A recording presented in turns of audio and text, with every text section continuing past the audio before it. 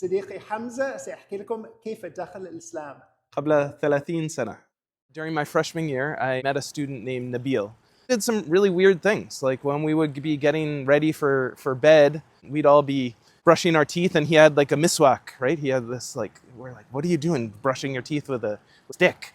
And then he'd do this weird ritual with water. He'd sort of like take the water, run it up and down his arms. He'd do these like aggressive farmer's blows into the sink.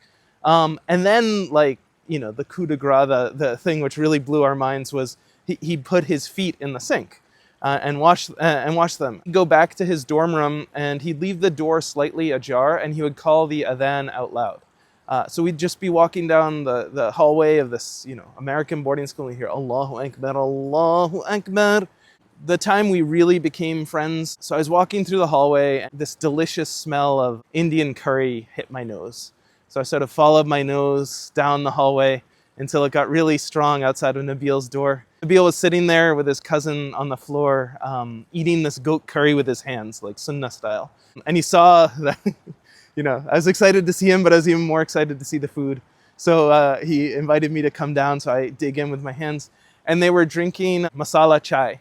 And this was way before like Dunkin' and all these other places, created chai lattes and things like that. It never tasted anything like it.